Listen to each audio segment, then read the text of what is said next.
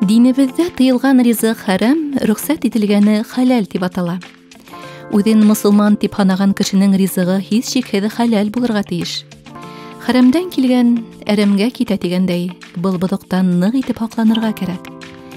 Хәрәмдән тыйылыуҙың әжре 900 дәрәжә дип килтерелә хәдистә. Хәләл һүҙе ислам динендә киң төшөнсә. Ит өсөн малды шәриғәт ҡанундары буйынса салыу ҙа, Аллаһ рөхсәт итмәгән ризыҡтан аҙыҡ өҫтәлмәләренән һаҡланыу ҙа, үҙеңә кәрәк-яраҡты тик хәләл көс менән эшләнгән аҡсаға алыу ҙа. Иң мөһиме, Раббыбыҙҙың әмеренә буйһоноу ул, хәләл. Уның нескәлектәрен белеү барыбыҙ өсөн дә бик мөһим. Бөгөнгө көндә һатыу кәштәләренә сығарылған аҙыҡ-түлек хәләл стандарттарына тура киләме? Хәләл тигәнде кибеттән һис ҡурҡыуһыҙ алып буламы? Күптән түгел Өфөнөң кафеларының береһендә ошо турала һөйләштек. Белгестәргә һүҙ бирәйек. Ҡөрьән-и Кәримдә Аллаһ Subhanahu wa Ta'ala беренче урында безгә булай дип бойора: "Я айюхан-насу кулу мимма фил арди халалан таййибан ва ла таттаби'у хутуати ш-шайтан иннаху лакум гадуввун мубин." Садақаллахул азим. Аллаһ әйтә: "Эй кешеләр," дип әйтә, "Сез дип әйтә җирдә булган хәләл һәм чиста пак ризыклар белән тукланыгыз," дип әйтә. Ризыкка килгәндә хәләл һәм чиста ризыклар белән тукланыгыз ди. Һәм дә шайтанга иярмәгез, шайтан сезнең ачык дошманыгыз дип әйтә. Әйе, Пәйғәмбәрбез саллаллаһу алейһи ва сәлләмнең әйткән сүзләренә килсәк, Әбу Бәкр радиллаһу анһу ривайәт итә, ул әйтә: "Мин ди Пәйғәмбәрбез саллаллаһу алейһи ва сәлләмнең әйткән сүзләрен ишеттем ди, җәһәннәм утына иң лайыклы булган тән дучар ителәчәк тән ул да харам ризык белән тукланган тән булачак," дип әйтте ди. Шуңа күрә шуның өчен моңа дәлил Ҡөрьән-и Кәрим, Пәйғәмбәрбез саллаллаһу алейһи ва сәлләм сөннәте. Тик инде бузанышка каршы бу көндә һәр вакыт хәләл турында сүз чыкса, бары тик хәләл дип кенә сорыйлар. Бер кашанда килеп, "Хәзрәт, хәләлен тайбан нәрсә була ул?" дигән сорау биргән кеше юк буга хәтле. Һәр вакыт хәләл нәрсә дип сорыйлар. Хәләл сүзен аңлыйбыз, алхамдулилlah. Әмма тайбан сүзнең тәрҗемәсенә килгәндә, тайбан ул пак, чиста дип күп очракта тәрҗемәдә килә. Әмма тайбан сүзенең тагын бер бик мөһим мәгънәсе бар, ул да булса файдалы. Файдалы. Менә шушы паклыкны аңлап битәр өчен без күп вакытта әйтәбез. Менә хәзер кар ява әйтәбез.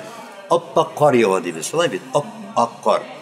Асылында ул ак-пак кар ява дип әйтсәк дөресрәк. Ни өчен? Кар ак бит. Ул ак кына түгел, хәтта пак. Пак.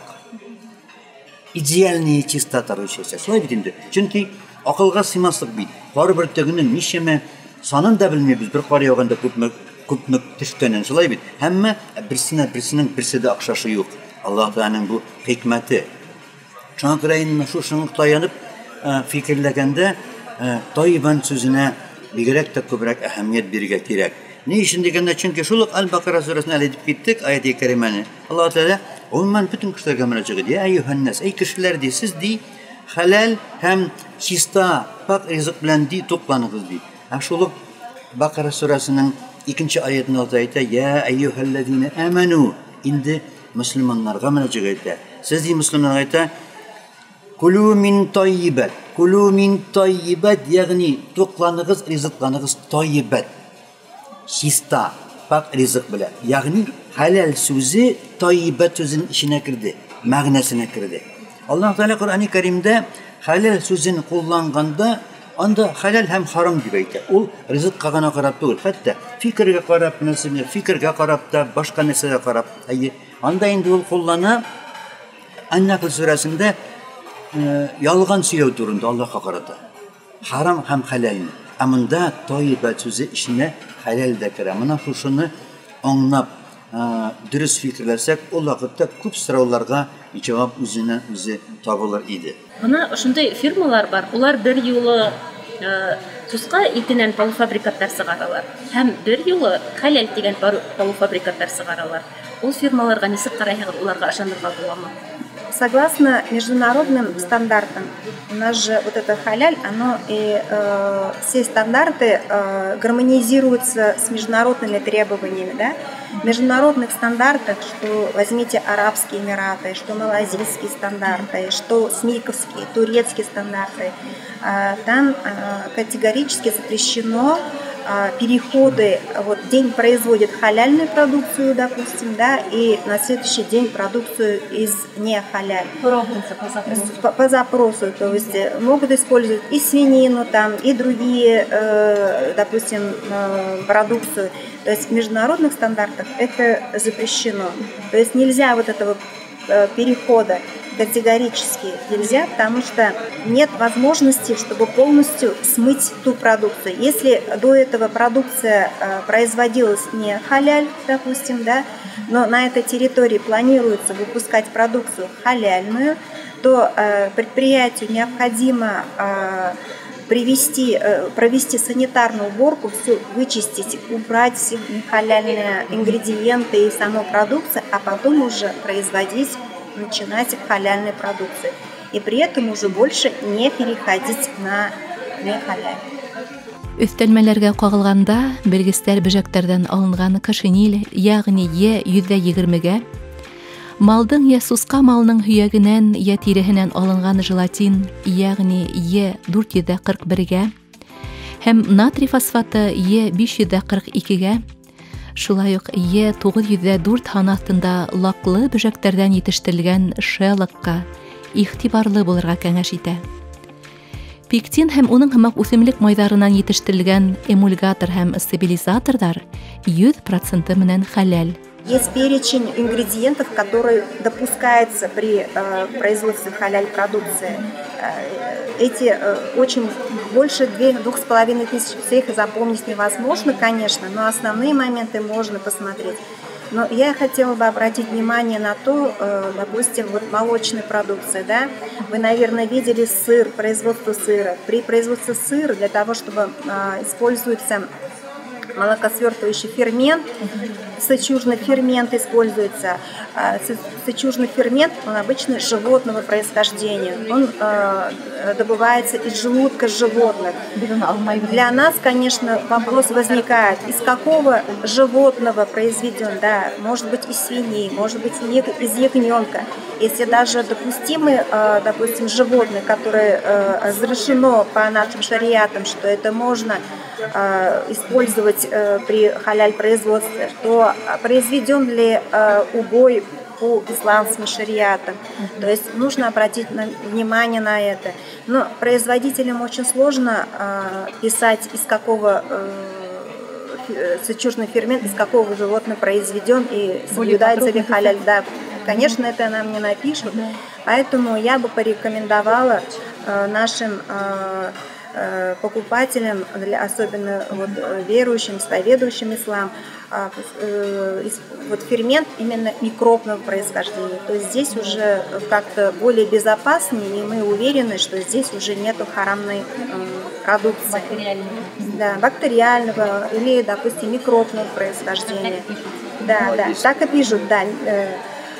Очень важно смотреть, конечно, допустим, если при производстве колбасных изделий это фиксатор окраски. Вот видели, наверное, да, колбаса немножко розового цвета, фиксатор окраски. Какой именно используется здесь краска, какой краситель? Это как кармин. Если вы видите кармин, это получается уже для нас тоже будет уже харамным, потому что кармин, он производится из насекомых. Bizning respublikamizga kelganda endi it deganda umuman qush-qurt, tovuq ham turka bizda bor. Yeyishtiriladi halal bo'yicha. Birinchi topqir o'zimda kiriga to'g'ri keldi tekshiruv bilan, chunki xalq so'rovi bo'yicha. Masalan, mana shu Avdon tez fabrikasi bor bizning. Unda ularning bir Ufimskiy tez fabrikasi bor. Onda iki topqir kirdik. Dürüst, elhamdülillah, şükür bizim hazırlarımız tarafından bir yaxşı qo'yilgan. Onda şalıp turuvchi yigitlarimiz barisi da Qur'on o'qiy, namoz o'qiylar. Elhamdülillah, şükür barisi da tahoratli.